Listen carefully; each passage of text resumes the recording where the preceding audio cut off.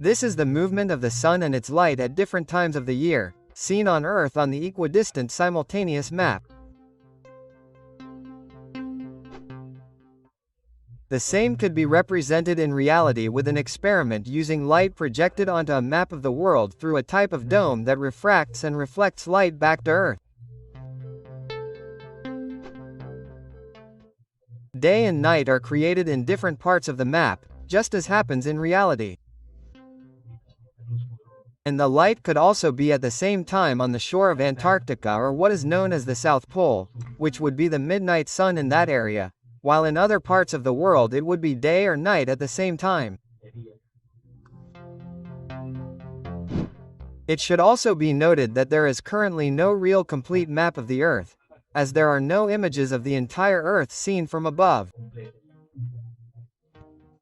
These maps, like all of them, are representations of the continents and known regions. But they help us illustrate, explain and give us an idea of what the entire world would look like, and in this case how the phenomena of day and night and the seasons occur.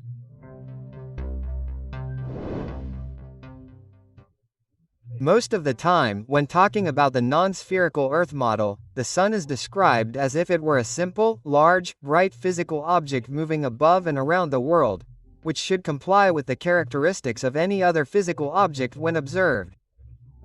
For this reason, many will say that day and night patterns are impossible in a non-spherical world, but apparently the sun is not a physical object and does not act as such. The optics of the sky are very complicated. The so-called apparent motion of the stars is the movement of the stars centered on the observer. Each person is the center of their observation with their personal celestial dome. And it also applies to the devices that act as observers. What we perceive and experience is that the stars move above us, always from east to west, regardless of your location.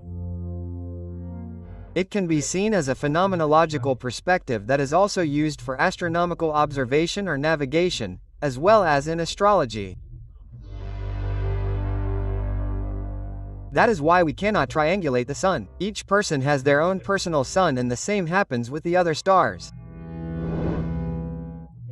What happens when we try to adapt observations of the sky to the shape of the world is that we are made to bend the Earth, and then the result is the spherical model and the theory to match, even though no curvature is detected in physical reality.